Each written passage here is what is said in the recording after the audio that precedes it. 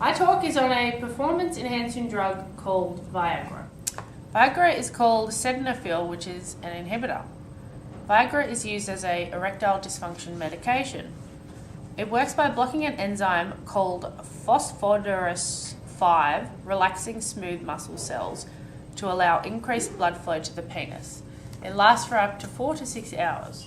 There are a few side effects of Viagra, which are headaches, flushing, upset stomachs, blurred vision, hearing difficulties, and of course priapism, which is a prolonged painful erection. Viagra also actually reduces the post-ejaculatory refractory time, which basically means it takes longer to have an orgasm after the first. There are a few risks to Viagra taken with other medications, such as heart medication or nitrates for high blood pressure, as it actually lowers blood pressure. Viagra was created by a company called Pfizer, which created Viagra in 1998. There have been other rivals since called Cialis and Levitra, with less side effects for some. Cialis has been named the weekender pill as its effects can last for up to 36 hours. Viagra was firstly made for older men who are having trouble performing in the bedroom due to physical problems such as disease, injury, or side effects of drugs. Some younger men are walking into doctors' offices asking for help with erectile dysfunction, with physical symptoms and psychological issues. So some patients have therapy as well as taking the drug. It does seem though that at any age people are using Viagra. I read some articles and found a few topics that seem to be quite interesting. The first topic is alcohol and Viagra. Young men are finding they can fight the effects of alcohol with Viagra and still perform whilst under the influence.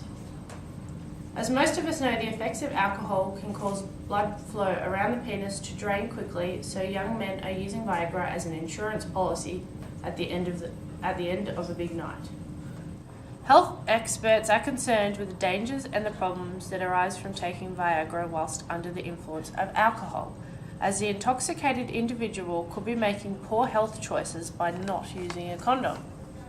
The psychological dependence is another issue. Young men are finding peer pressure to impress and perform. A gentleman in an article explained he wanted to impress his new girlfriend, so he started taking Viagra whenever they had sex and worried about stopping because he thought he wouldn't be able to keep up appearances and she may be let down. The article you're looking at states, predator women force young men to Viagra to satisfy them. That also talks about being able to perform on cue, and a doctor said that she is teaching her male patients to take their time and enjoy the chase before being with a woman.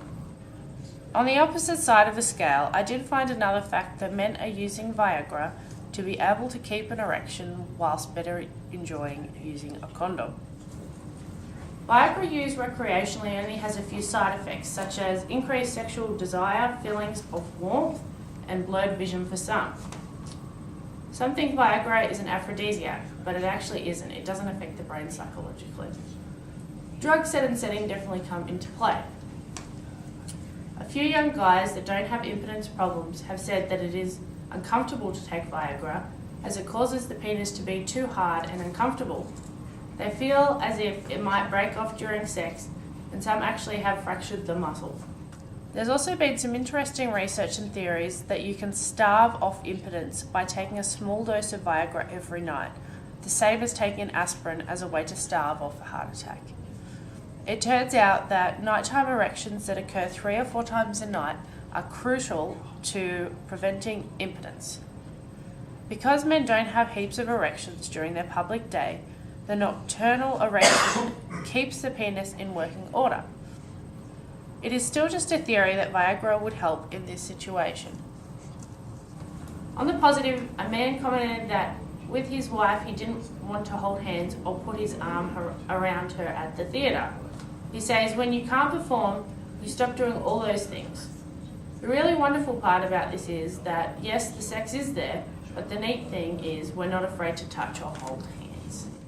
I looked into ecstasy and Viagra, and ecstasy actually decreases blood flow around the genitals, and the only reason people think it works the opposite is the sexual desire effect.